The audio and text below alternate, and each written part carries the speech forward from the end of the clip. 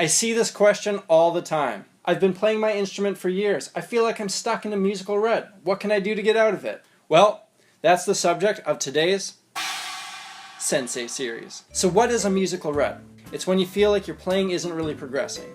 You're playing the same songs, same licks, and you aren't really feeling overly inspired about music. So here are 4 tips that you can do to change that. Number 1, listen to and learn new music. Let's say you're a metalhead. First of all, God bless your devil-worshipping soul. But there is something that you can take from every other genre of music that you can reapply to your own music. By studying jazz music, you'll learn how to highlight the ever-loving out of the harmony on those raunchy drop D songs you metal dudes love. Or drop C or A or whatever the kids are getting gent to these days. This is simply one example and there's countless others. Studying country music is going to shine a whole new light on lyrical storytelling. Don't tell me you can't learn something from Hank Williams. Bullshit. Now I'm not saying you should write a sludge metal song about pickup trucks and paint it on blue jeans, but I think you get the point. To wrap up point number 1, study some new music, see where it leads you. Okay, tip number 2. Think about your instrument in a new way. A lot of guitar players conceptualize their instruments very one-dimensionally. I'm a guitar player, so I'm going to use this as an example, but these same concepts can be applied to whatever axe that you shred. Many of us use scales as the be-all and end-all of soloing and improvisation. We might think, hey, this song's an A, awesome, I'm going to use a trusty old A minor pentatonic scale. Great. That works, but I want to challenge you to think a little bit differently. How about instead of thinking in terms of scales, why not think in terms of chord tones? Huh? What's a chord tone? Well, say I'm playing a song that goes A minor, G, F. When you're soloing over that progression, instead of thinking of a scale, try thinking about how each note or phrase relates to those chords underneath. For example, if I play an A note, I know that that note is the root note of the A minor. I know that it's the 9th of the G. I know that it's the 3rd of the F. For me, when I'm soloing, that's a big part of how I conceptualize the instrument. Another thing you might try to think differently is just forget about theory, forget about harmony, forget about chord tones, forget about scales, and just use your ear. Close your eyes and just listen. You want to turn down your brain, turn up your ear, and just try to play by instinct. At first, I'm telling you, it's going to be pretty rough.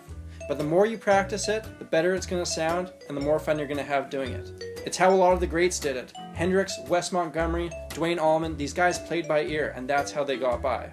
How about this? How about putting some weird limitation on yourself as you're playing? Like trying a solo with one finger, one note, one string, that kind of thing. It's all about stepping out of your comfort zone and thinking a little bit differently. You're probably in a rut because you've been doing the same thing for way too long. After you've worked on some of these new tools, imagine what you're going to be able to do when you go back and play something that you're familiar with. You're going to be coming up with things you never would have dreamed before, I promise you. Okay, tip number 3, work on your weaknesses. A common problem among us musicians is that we keep playing the same thing that we're good at over and over and over again. Why do we do this? Because that's what's easy for us. But that's going to become stale real quick, you're not going to be improving, and you're not going to be inspired. So stare at that thing that gives you the most difficulty and conquer it. It'll be different for everybody. For me, it was ear training.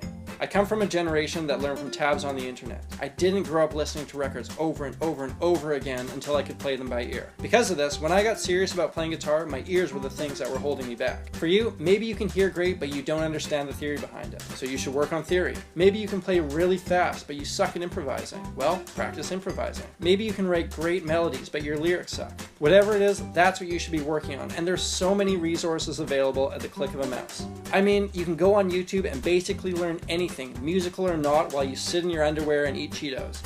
What a time to be alive. Okay, our last and final tip, number 4. This may sound counterproductive, but step away from your instrument. Go outside, go play Fallout 4, go eat some cheese and drink some beer, whatever it is you like to do, just get away from your instrument for a bit.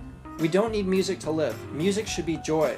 You should play music for fun, not because you feel like you should be practicing or something like that. Story time. Shortly after I graduated high school, I didn't really know what I wanted to do with my life. I knew I wanted to do music, but I was a bit burnt out on playing guitar. So I did something a little bit crazy. I went to Australia with just a backpack and an acoustic guitar. Sometimes I'd go a week or 2 without playing guitar, sometimes I'd play every day. The point was, I only wanted to play when I felt inspired to do so. When I came home, I felt musically rejuvenated and was totally committed to my guitar again. The time that I took off was made up for by the time I put back in when I became inspired again. Sometimes you just need a break. So there you have it, 4 tips you can use to get over that musical slump. The overarching theme here is to try something different. Do something new. Don't do the same thing and expect different results. Alright, I hope you enjoyed the first installment of this new series. I'm trying to put out more content. These kind of videos are by no means replacing the wild and wacky music videos I know you've come to expect. Instead, it's just a way for me to reach out to you, stay in touch while I work on the next big thing, because sometimes those big things take a long time to do. Staying on the theme of stepping out of your comfort zone, why don't you leave me a comment and tell me a song that you really like in a genre that you don't typically listen to or enjoy. That way I'll know you made it all the way to the end of this video, and I will love you forever and for always because of that. I'm Samurai Guitarist, thank you so much for watching. Please stay tuned, I hope to have a new video for you next week, so I'll see you again soon.